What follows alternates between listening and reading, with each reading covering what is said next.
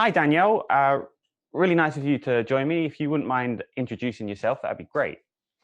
Sure thing. My name is Danielle Byrd. I go by Danielle Rosebird on Instagram and professionally in the wood carving, woodworking world. Um, I'm a wood carver and sculptor working primarily in wood, though, exploring other things recently. Um, and I live in Bar Harbor, Maine. Excellent. Oh, well, before we dive into the wood chat, which is what I'm all about, what are some of the other materials that you've been exploring? Oh, found objects. Oh, Soft sculpture, I've been really wanting to get into for a very long time. I've done some other things. I find that I like to reuse stuff. So a long time ago, I made a couple quilts, actually a handful of quilts now that I think about it, with all of my old clothing.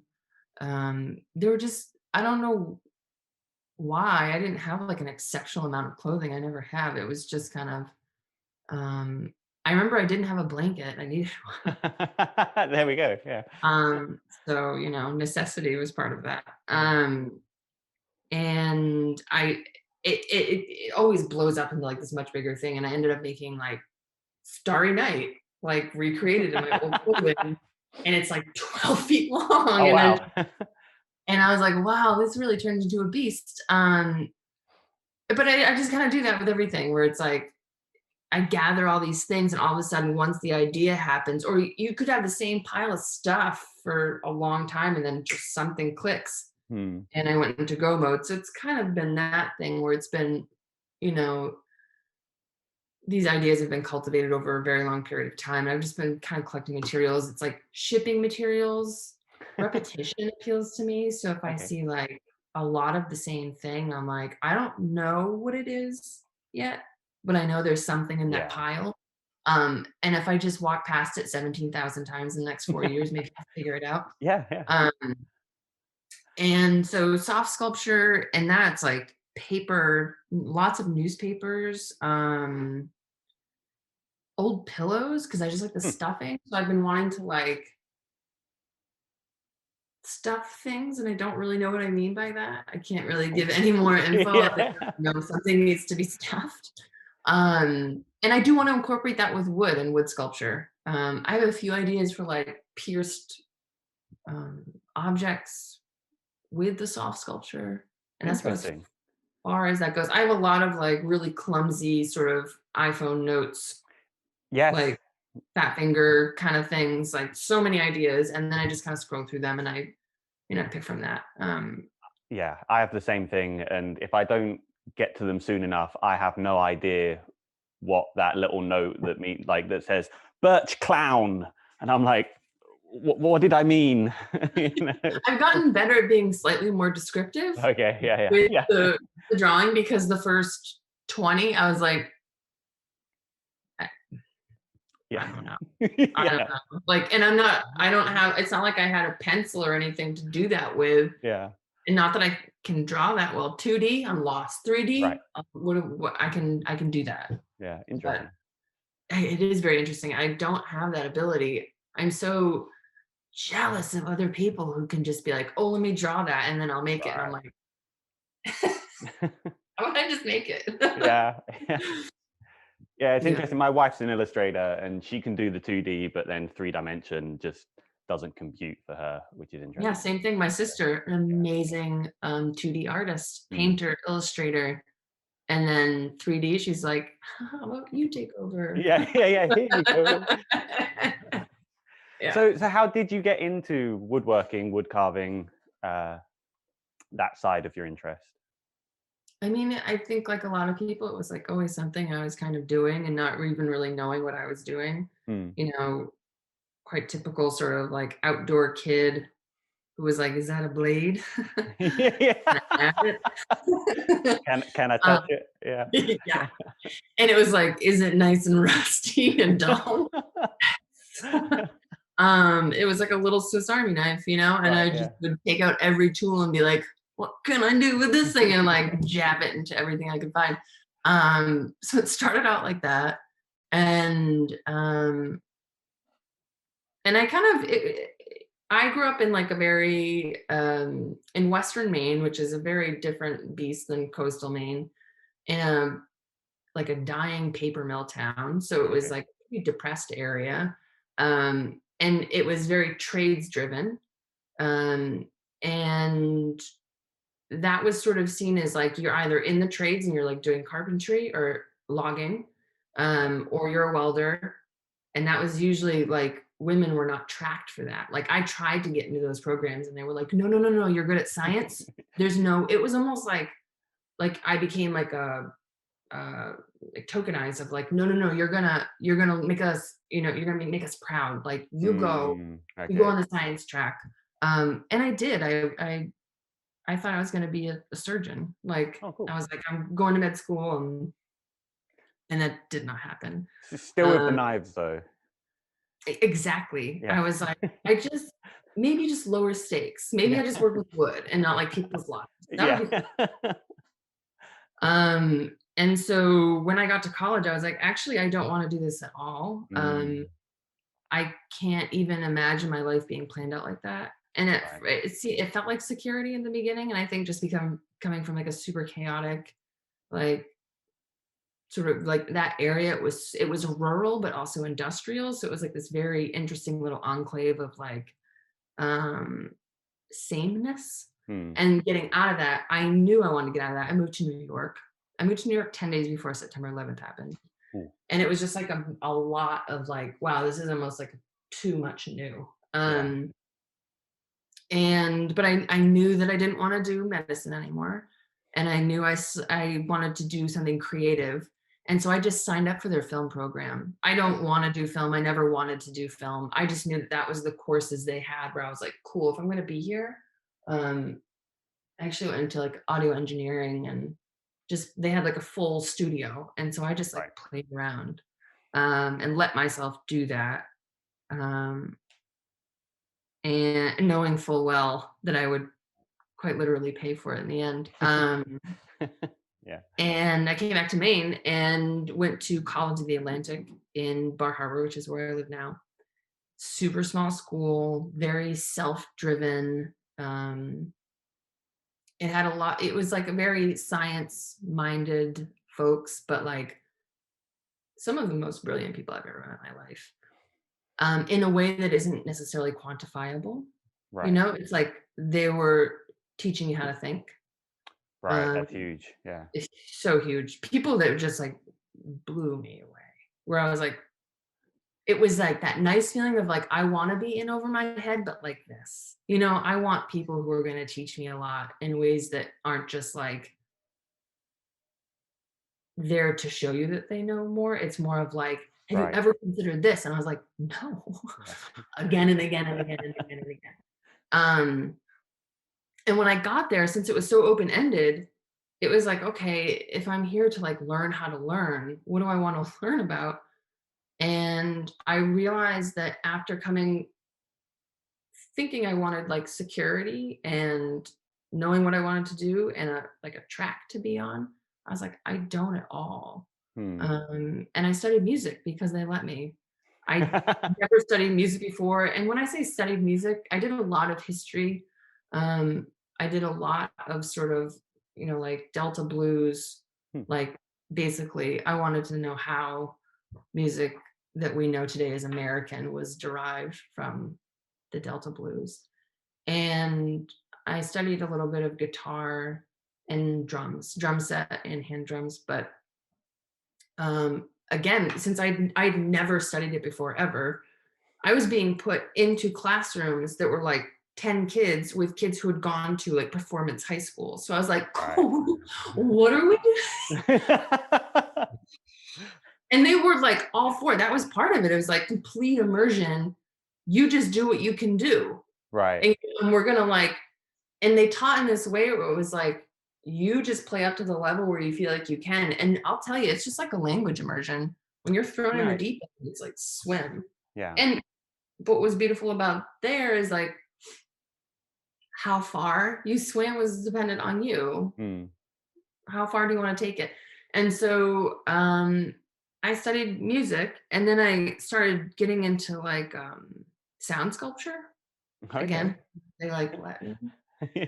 And I had a teacher who was like this amazing, like Berkeley grad drummer who, so if you could get someone who was willing to sign off to like be your teacher and was like willing to take on all these like, yada yada yada responsibilities, they could be your teacher for the term. You can Mm. make your own class. And so I was like, cool, I want to do junk sculpture.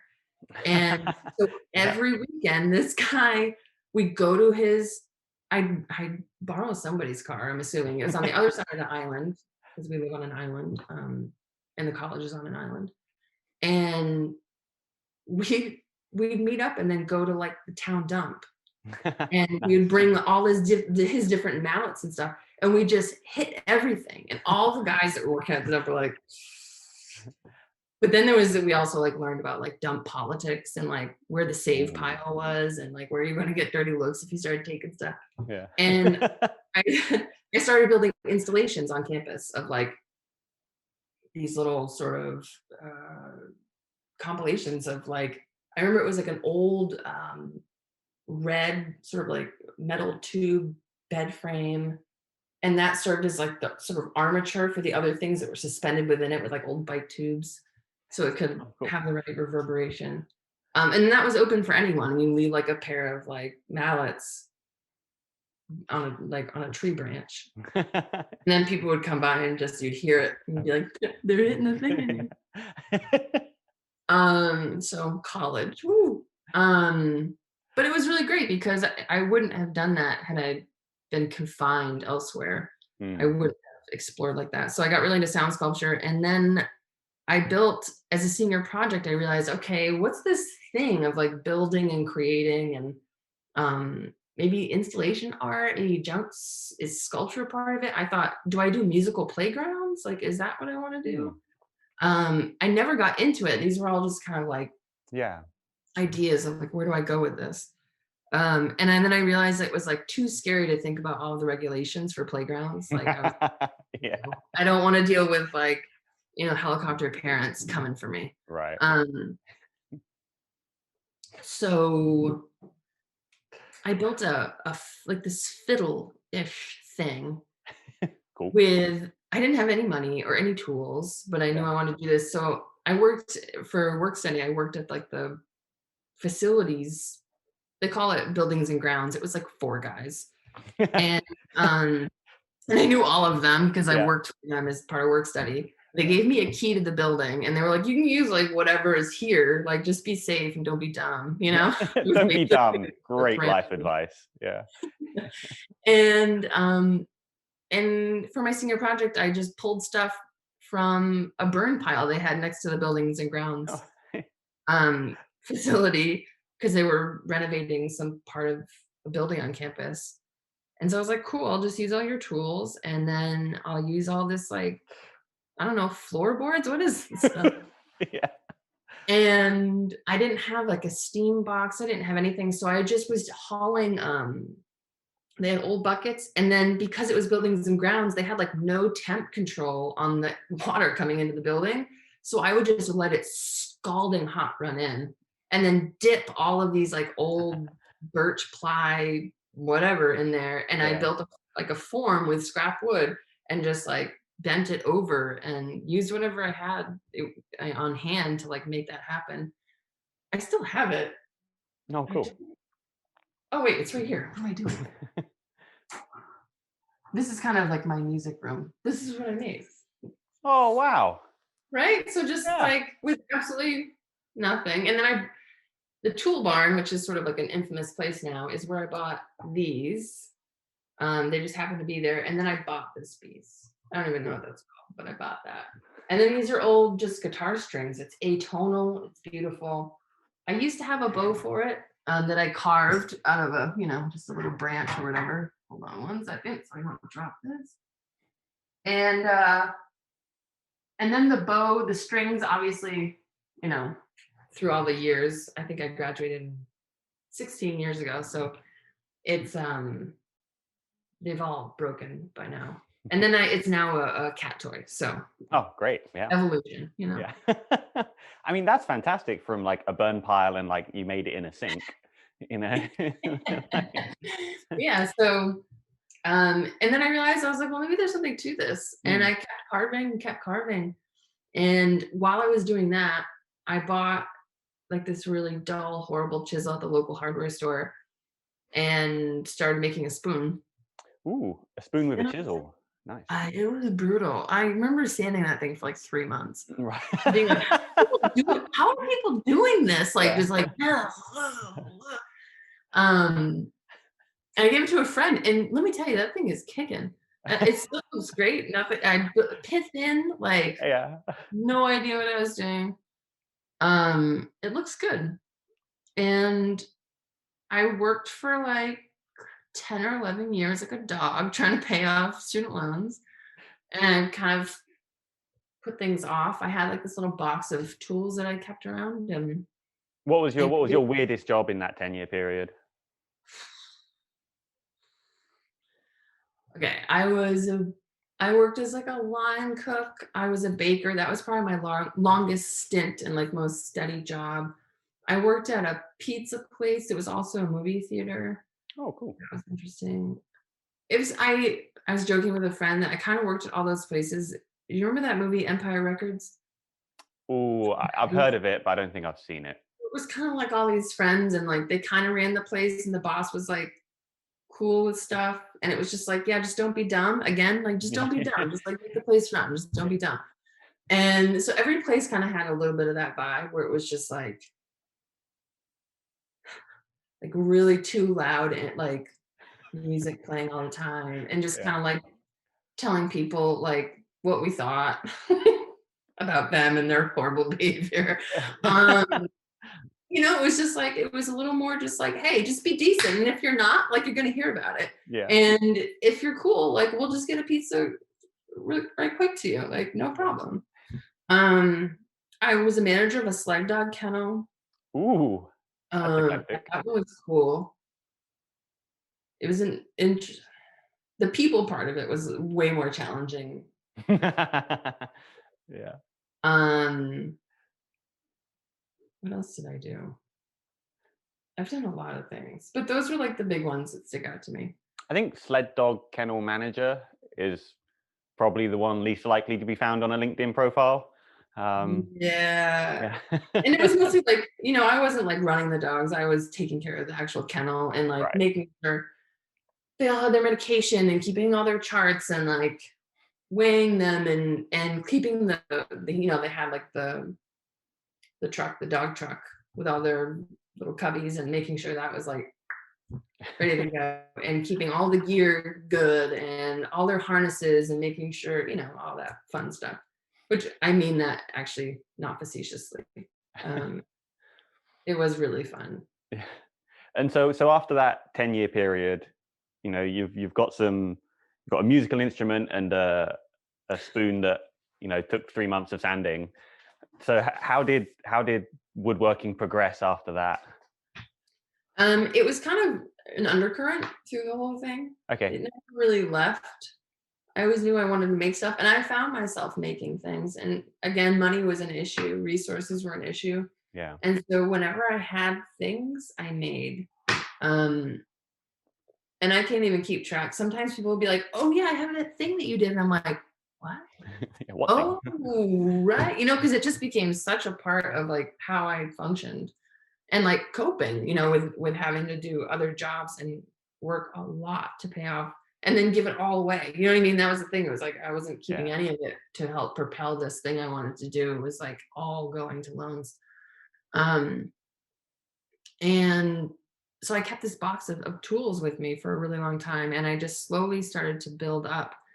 Um, I'm talking like slow, like over a, a 10-year period Yeah. before I really could even have my own shop that didn't have to move because we're such a seasonal community up here. It's Mm, very tourist driven. It's really hard to keep a spot for a long time and like live in the same place. yeah. So I would have to like I live somewhere new and be like, oh, can I clean out this space for you? And then I can use it and just have like tools in it that I don't have to move. And that would happen for like 6 months, and then you have to move, and then you do the next place. So it's like a lot of, two steps forward, three steps back. Um, and so I was making a lot of like random things in there and carving a lot, and didn't realize like how much I had learned. I Right. think Yeah. by using things that were not optimal, using tools that were not optimal. It's like if I can make a tool that is really not meant to do this, it's like I'm learning exactly how it needs to engage and why. And then you get a tool that works and you're like, what? Yeah. Um, so I cleaned out, like I worked from my bedroom for one apartment, and I had a friend who was was the manager of a bike shop. And I didn't have any space to build a bench. And so I was like, can I use your bike shop? And she's like, yeah, we don't have any appointments from like here to here. Just come Mm. in. You can set it aside, let it dry if you need to glue anything or whatever. And then I had some friends, I built it in pieces so I could fit it into the apartment. And then I hauled it up. And I was living with like dancers and like illustrators and singers. So it was like not a weird thing that we each made our own space, our own studios kind of. Yeah. Um, and so I just worked out of my bedroom, and that was kind of the big one when I was like, I think I want to do this. Like I think I want to make a run for this. Yeah. That was in 2011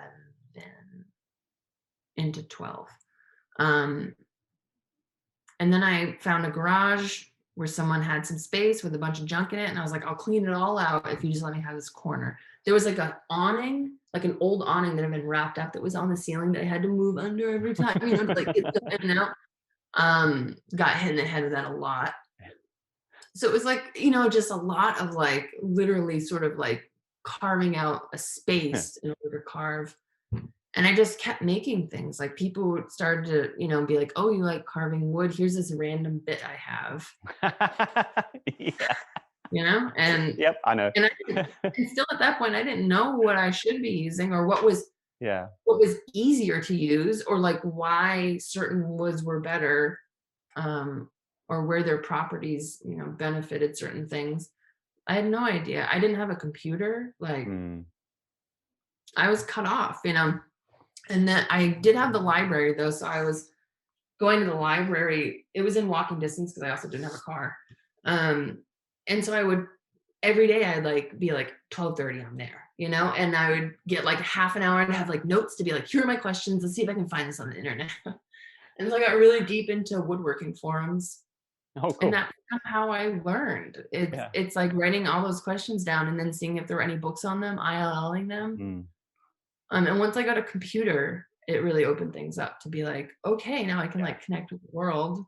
I can see if there are any books out there, like not just in half-hour increments. Um, and then that's when things really took off. Like Amazing. on a more personal level, not necessarily in my career, but like where I Yeah. felt Yeah. like, oh, I have some traction now. And that was in 2012, 13. Cool. Um, and I got a space where I was able to work more. I got another space where I was able to like leave some stuff for 6 months, so I didn't have to like rearrange it constantly. And once I had one spot to work, that's when I was like, okay, I can do this. And by that time, I learned enough because I got in the computer. And then I gotten a job with Lee Nielsen, and that was a lot of chance and luck, um, and being in the right place at the right time. Yeah. There are Um, some tools that work. yeah, Yeah. yeah, and that was another instance where it was like I was in the deep end all of a sudden. I Mm. didn't know. I knew some things about planes, but I didn't know like the real ins and outs. You And they push basically them. offered me, they offered me a job. They were like, you know, you can learn these things. Like you Right. obviously Yeah. know this other stuff. Like, and it was kind of like sink or swim. Like, we'll see how you do. And I knew that. And so I was like, oh, this is an opportunity. This is a launching pad. So I just worked really hard to learn everything I could about them.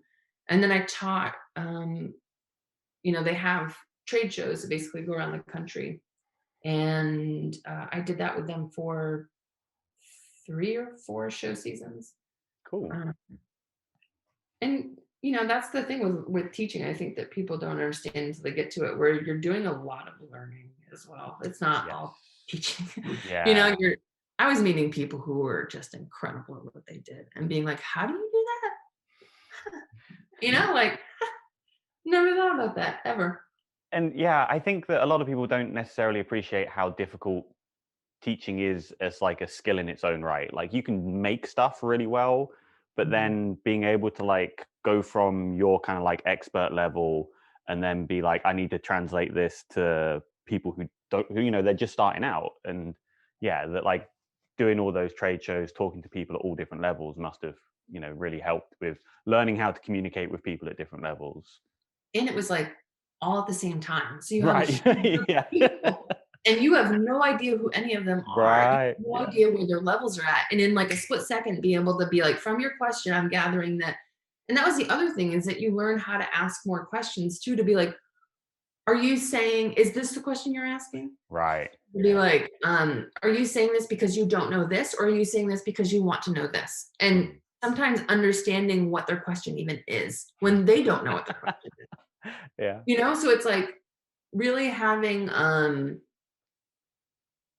like the perspective of knowing yourself what it's like to be a beginner, but then seeing it in other people and being like, but okay, but where are you at? And knowing how to interact with them in a way that doesn't shame or denounce where they are, Yeah. and making sure that your language is being like, I want to know where you're at so that I can help you.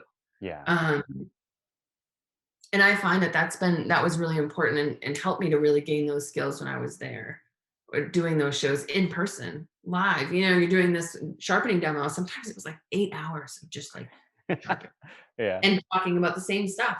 And sometimes you don't know when people came in and when they came out. And so I'm Right. like, you got really good at communicating Yeah. about being like, okay, so what part did you see? You know, and then being like, let's make sure we're on the same like page here.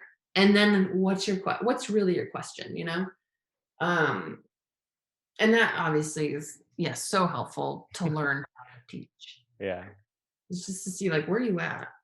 And of Yeah. course, yeah, that influenced so many other things. My own work, how I communicate with people beyond woodworking. Um, yeah.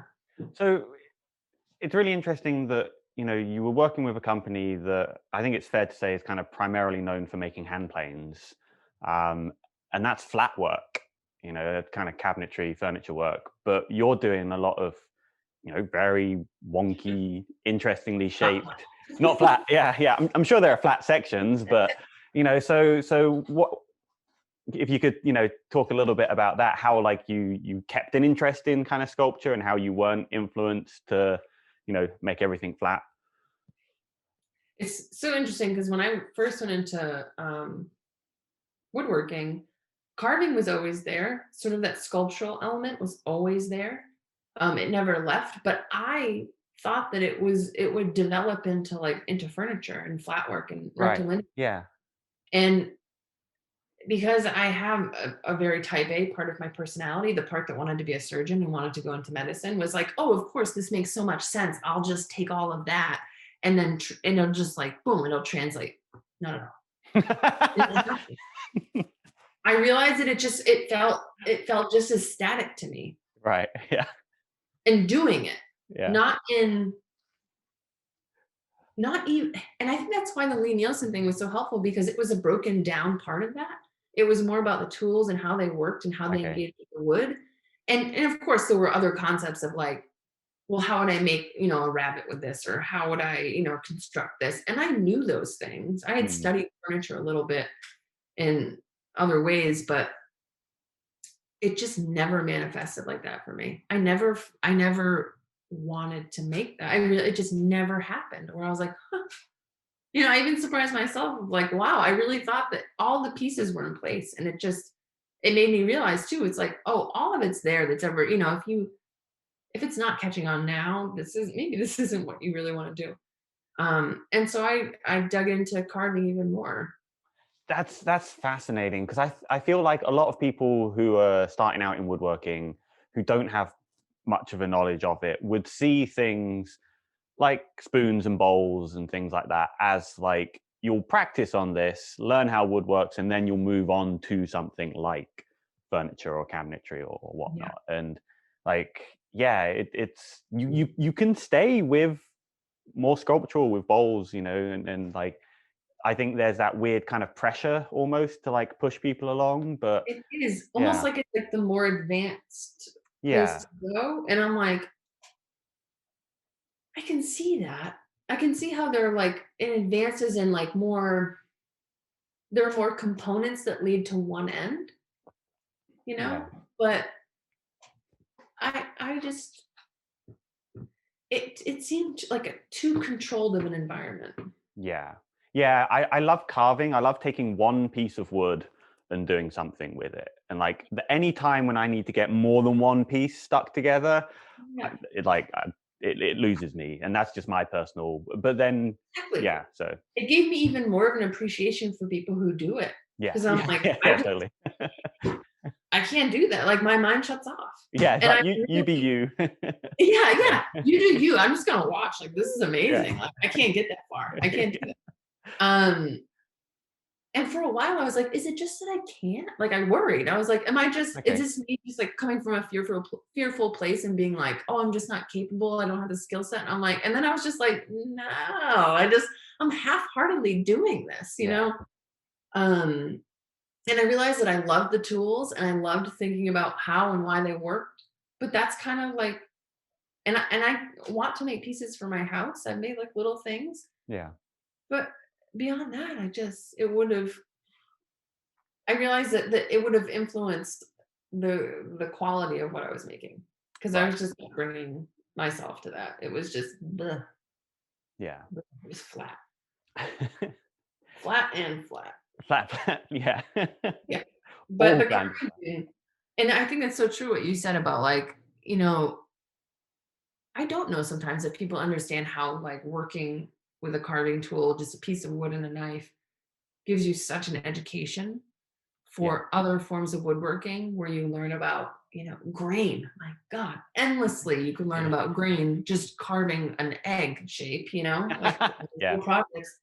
And that's gonna help you do anything else you want to do with woodworking, machines or otherwise.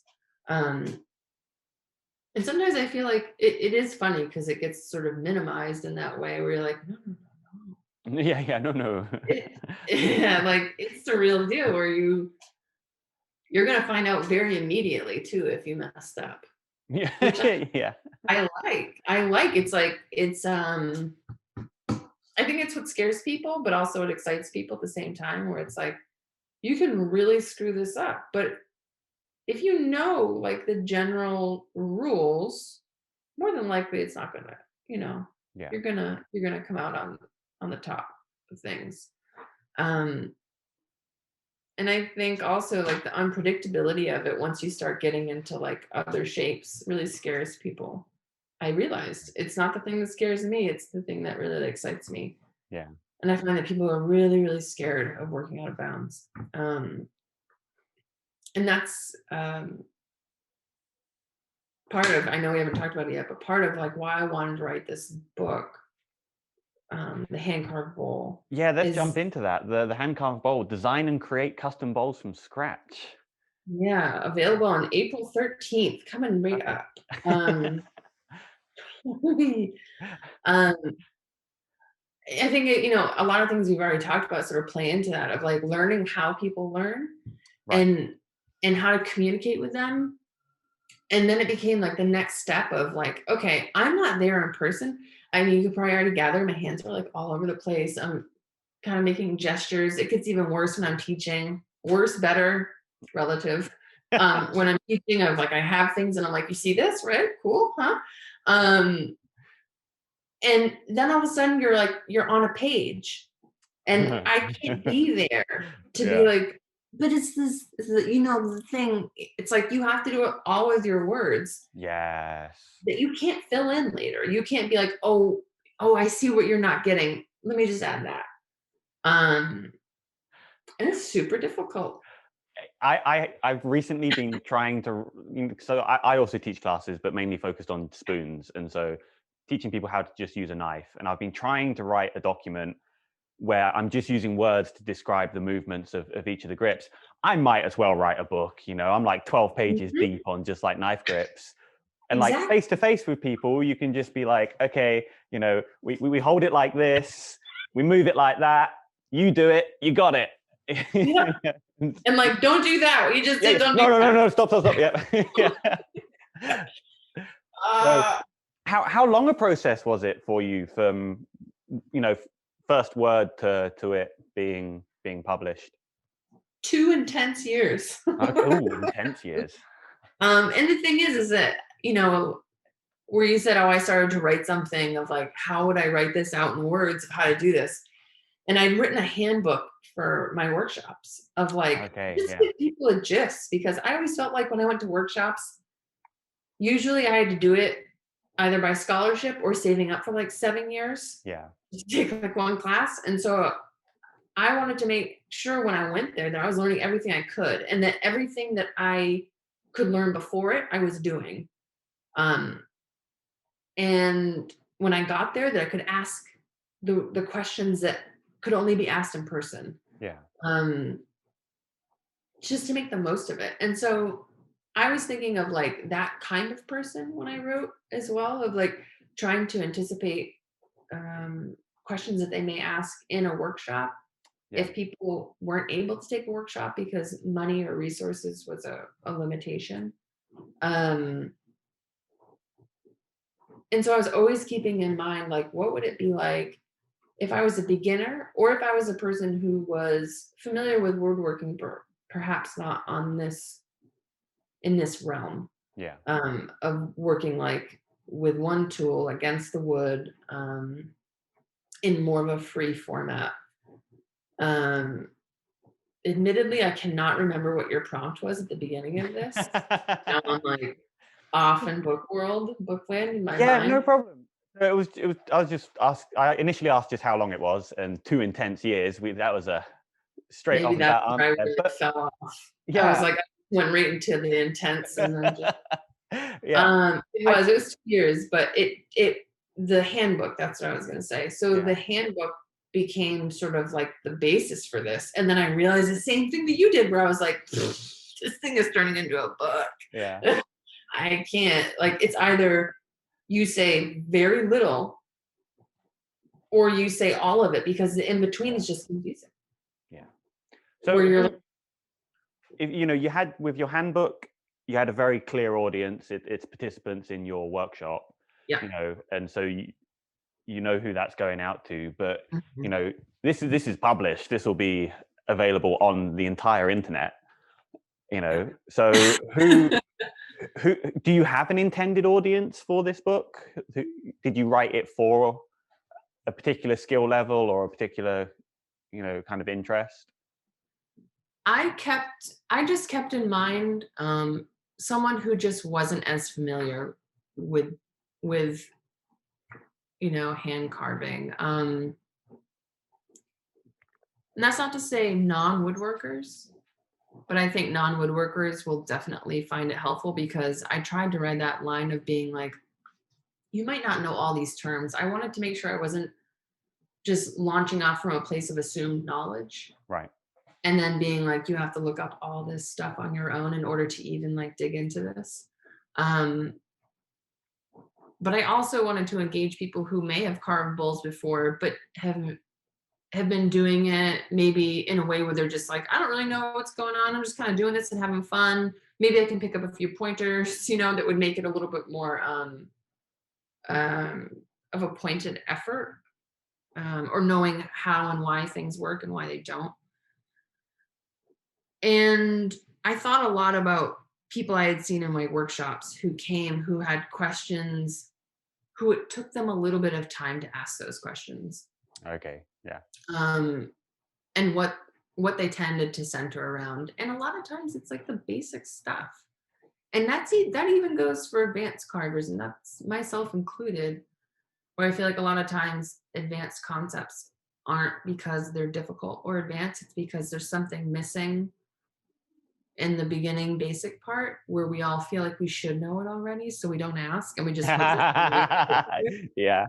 and I want to remove that kind of layer of shame, because I feel like again, I'm a part of this too, which is why I feel like I'm so aware of it, of like even those little things that you say that's just like, come on, to other people when they ask a question where you're like, really, man, like you're gonna ask that. And it's like, I want people to ask those things and I want Yeah. them to feel comfortable too. So when I do workshops, and when I was writing this book, I wanted it to sort of anticipate those questions that were like, I feel like this is too simple. Like I might have to, I don't really want to ask, but I feel like, mm, um, Are and I you want aware of the webcomic XKCD?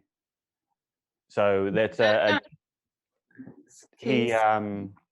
is a ex NASA engineer, I think, and he's written a couple of books, and one of them was how to. It was ridiculous advice on how to do everyday things. It was very funny, and in the beginning of the book, he has this little intro where he talks about how there's all this stuff that everybody knows, but because of the birth rate, people are coming into these things for the first time. And a lot of the time, and, he crunched the numbers and it was like about 10,000 people in the US every day are going to learn about something that everybody knows for the first time.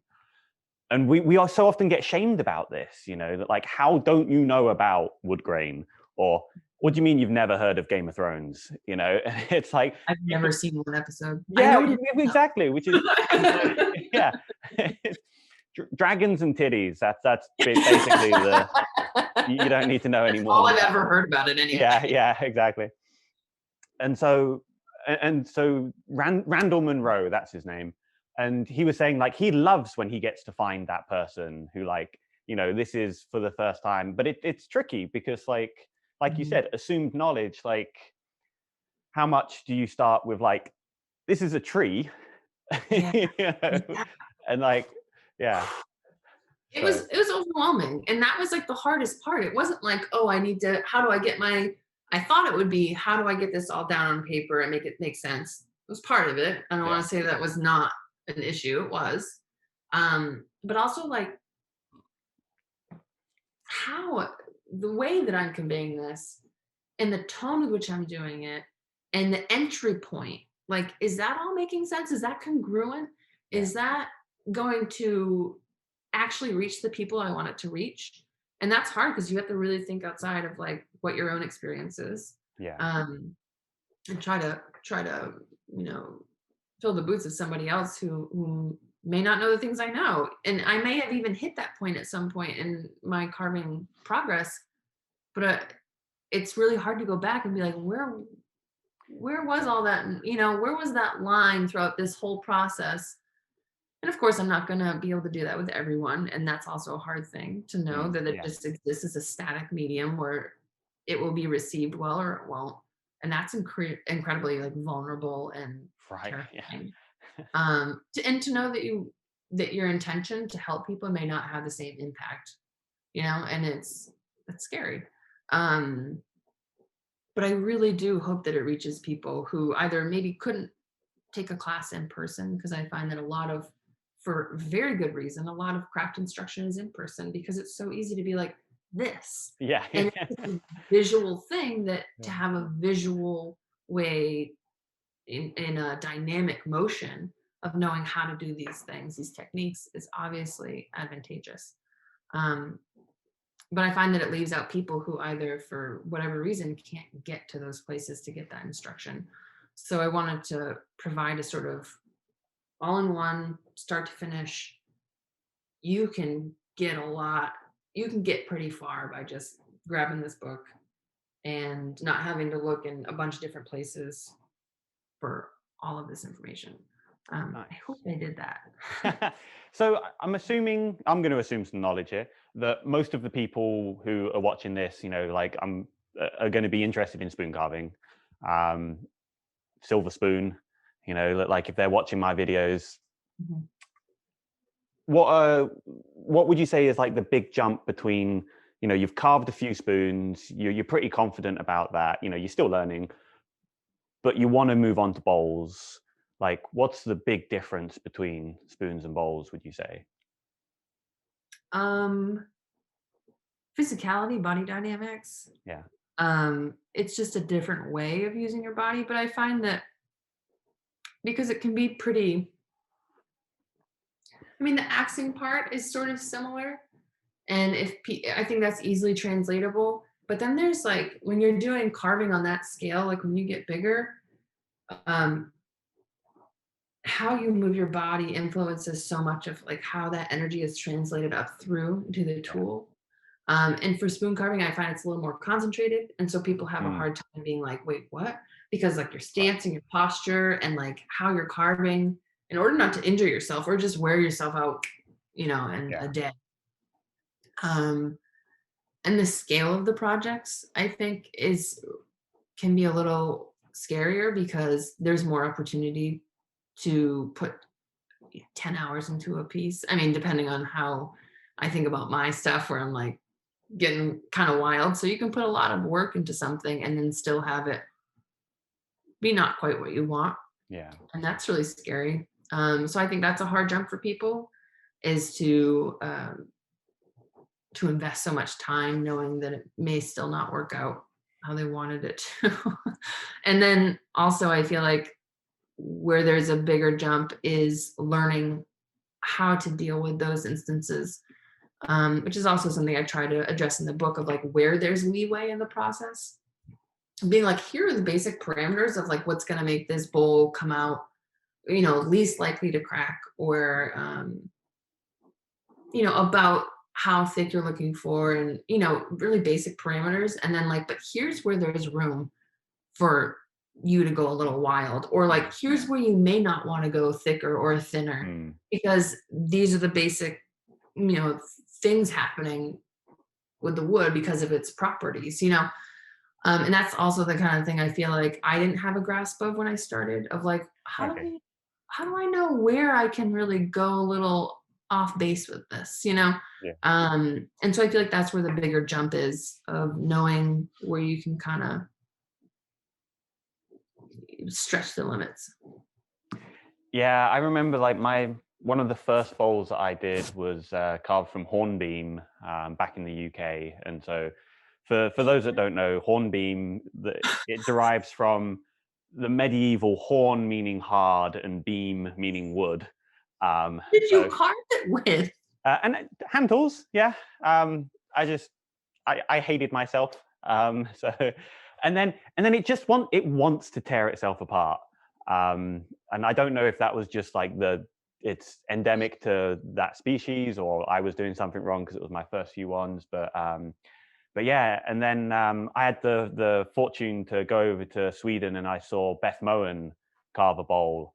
And like for people who don't know, she's this tiny Swedish woman who carves these massive bowls. Yeah, it's impressive, and it's like everything you said. It's body mechanics and whatnot. But she was using poplar, and it was like, okay, that's a much lighter wood. It's not as difficult to carve. So That's yeah, what I've been getting a lot of up yeah, here, and it's good in some ways and not so great in others. yeah, But also with Beth, what I like is, I've heard many things about her, all great and all pretty quirky. yeah. And that one of them is that she wants you to carve a bowl by lunch, and then you all sort of ceremoniously burn it in a collective fire so that you do not attach yourself to it. Yeah. Yeah, I like that. Yeah. I did a when she came over here at Greenwood Fest. I think it was the first time Greenwood Fest had a course. I did some bowl carving with her. She didn't force us to burn them though. So might have dodged a bullet there. Um, but yeah, I mean, and I then think what was like that? everyone lowered it. Yeah, yeah, yeah, yeah. Tiny Viking woman holding an axe telling you to burn your bowl. You're not going to say no. Yeah. So it's really difficult to put everything onto paper, and you know now that there are vaccines, workshops are happening again. Do you have any workshops that you're going to be running in the near future? I have all of the ones that I had planned were canceled. Yeah. I was doing one a year every summer for the past couple of years with Lee Nielsen on bowl carving. I was also supposed to teach out at Anderson Ranch in Colorado, Okay. um, doing sort of like sculptural vessels. So getting a little like heavy on the sculptural wacky end of things. And I had to cancel both of them. I don't know if they'll be rescheduled. I have plans for the Anderson Ranch one for 2022. Um, but that's up in the air. But the one I do have is a virtual class, which is happening April 24th, and that's through the Level Up project. Um, the workshop will be gouge sharpening and texture application, like really basic texture application. So it's definitely geared to people who are coming into this perhaps from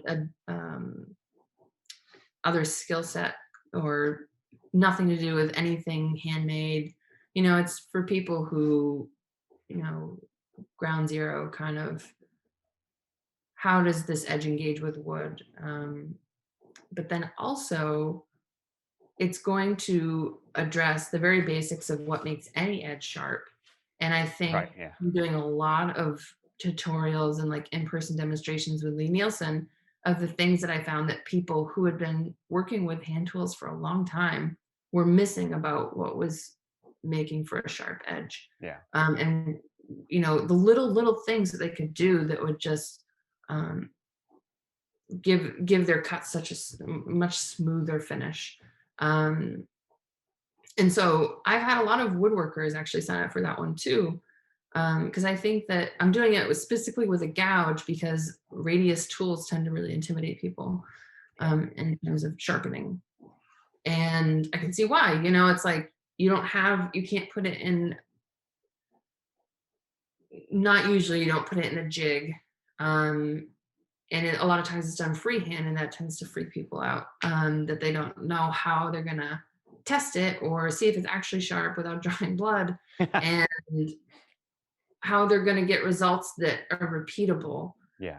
So it's teaching them, like, first, so you can get repeatability, what are you actually aiming for? Hmm. And then here's a really simple, sort of cost-effective way to do it. I'm doing it with abrasive papers, um, sort of to give people something that if they don't already have their own sharpening system of either diamond or oil or water stones, that they can have a really easy, low cost way to understand these concepts.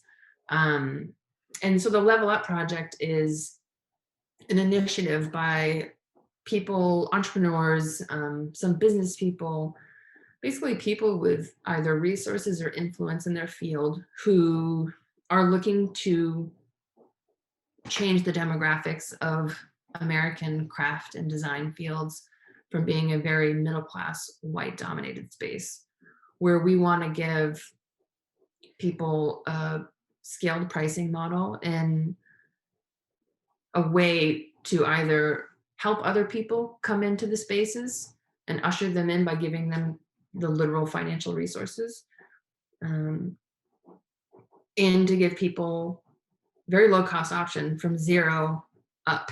So if Hmm. you don't have any money, you can still take this class. Excellent. And it's a redistributive model as well. So meaning that when you donate or when you buy a ticket or when you can even buy material packets if they're offered for each workshop, because there's 8 different workshops, they do it in sessions, and each session has like 7 or 8. And you can buy a material packet if they're offered. You can sponsor a material packet and buy it for someone else. And there's a sort of a range of sponsorship that you can do. So when you're checking out, buying a ticket or not buying a ticket, you can choose what level you're at, um, usually based on intersectional privilege. So that could mean socioeconomic, location, race, gender, Yeah. a number of things. And that's all on the website. And it's the team of people that has come together to make this happen is truly incredible. The back end of things is so well run. It's truly a testament to what they're doing as well, because they're really, it's from the ground up. Like what this is all about is happening on every level of like really dissecting power dynamics and power structures. Hmm. It's happening at every level of their organization and their communication, which is just like blowing my mind. Um, And I'm super excited to be a part of it because I'm learning a lot of like how those things have become like an intrinsic part of like how I operate and where I can better sniff out where that's kind of snuck in, even though I've thought I've been conscious of them and be like, all right, that is clearly where I need to shape up. Yeah. Good point. I hadn't thought about that. And I think that's what we all need to do. So I really like the platform from which you're operating. I believe strongly in this program, and they're offering a variety of different things. So it's not even just, hand technical skills. There's a lawyer who's also working with um, artists and makers. There's brand strategy. And then there's cooking ones. They did like essential knife skills last time, and this time I believe it's like pickling. And then Oh, cool. there's a butchery class. Um, there's a paper folding and I believe it's just basic paper folding. Hope I didn't misquote that. And 2 ceramics classes. One's like a pedestal bowl, and one is another hand building class. I mean, it's incredible what they're doing, and the people who are brought into this project as well are, really invested. On you can tell, just through our Zoom calls, we've been doing a lot of like group Zoom meetings, and the knowledge that these people are bringing on multiple levels is definitely something I needed, and I hope to bring more to woodworking because I will say I don't see it as much in woodworking as I do see it in other forms of craft or making, Yeah. and I'd like to bring more of it over and what I Great. learn. Excellent. Wow. How did you find out about the Level Up project? I have been following the work of Allison Samuels, who is one of the founders, and it was just an Instagram connection where Oh, we realized that we were kind of, you kind of get a feel for like chatting back and forth and just like little funny things that we would each say and get a kick out of each other. And I heard she was doing this, and I wrote to her and was like, wow, this is an amazing project. I'd love to be a part of it if I could. Da, da, da. And then I was way into the book at that point, and I was like, I can't now. Like I understand it if if I'm involved with this, I really want to be present for it. Yeah. And then she contacted me again, and I was like, let's do it. So Awesome. yeah, I know Fantastic. Instagram. Yeah. It's kind of wild. It can be such a little beast of a thing, and then other times you're like, it's amazing. Yeah. It's all those things. Yeah. Mark Zuckerberg. Okay, so we've established that you are an expert on bowl carving. You've written a book, but It's a scary word still. I would like to test your knowledge on bowling to see how well you know that. So, high stakes. One time I will say, so Yeah. my sister and I, when we get together, it gets a little Oh, silly. And we went to a bowling alley once, and apparently we were such a spectacle that they asked us if we wanted to be in the bowling league. Like we got like a cold call to be in the bowling league because they said we looked like fun. And I was like, I'm at peak. Yeah. Right now. Yeah. You guys look like fun. You want to be in the bowling league? And I was like, are you serious? Okay. I think that's the last time I bowled. Let's go. Let's go. Okay, we'll start out easy. How many frames are there in a game? 10. Yeah. What's a gutter ball? And you hit it on the sides. Yeah, we got that one right. Do you know what a turkey is?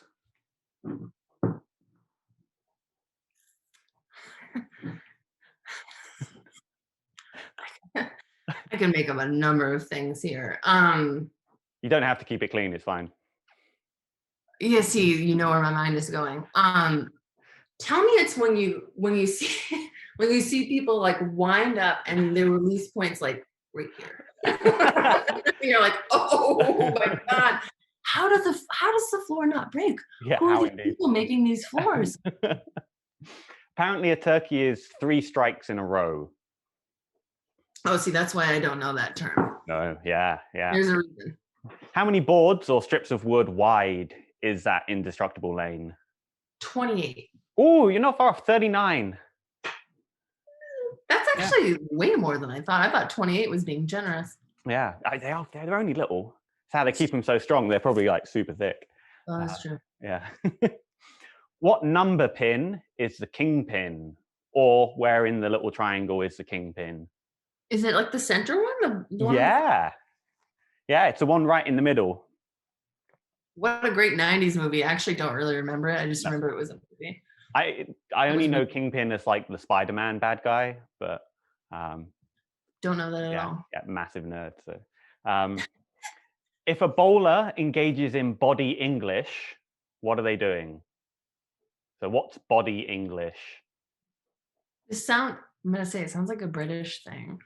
Ooh, Um, is it like, bowling's not big in the UK, so huh, actually doesn't surprise me considering like the vibe of every bowling alley I've been to in America. Um, body English? What I want it to be is like a real low fist pump, like Tiger Woods bowling style. I but gather that that's not true. no, apparently it's moving your body trying to steer the ball after you've released it, Oh, which is I'm gonna something I use do that. all the time. So, That one's yeah. in there. What's the highest score you can get in a bowling game? 300. Yeah. How I can only know you that because it's unattainable for me. yeah. Looking these up, I think I came across it was like you got like the average person has like a 1 in 14,000 chance of getting a perfect game. So, yeah, I'll take those odds. Um, what causes a foul in bowling?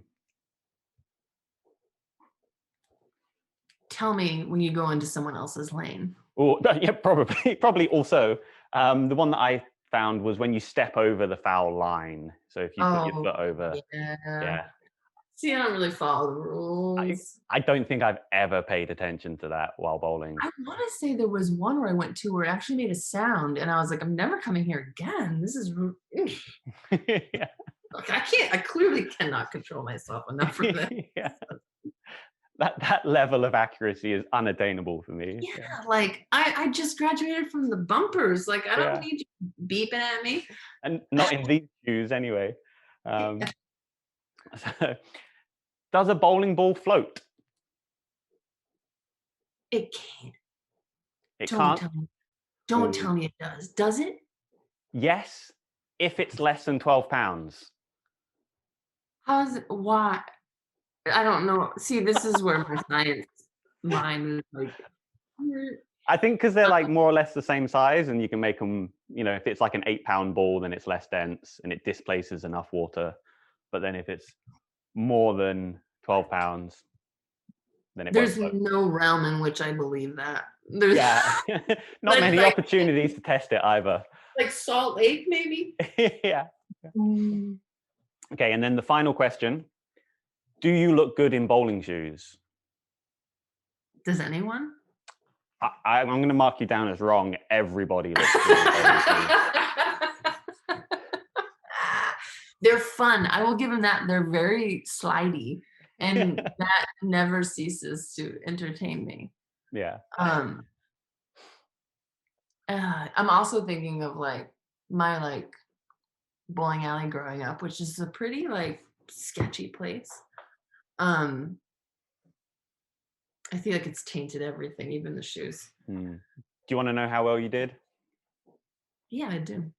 4 out of 10.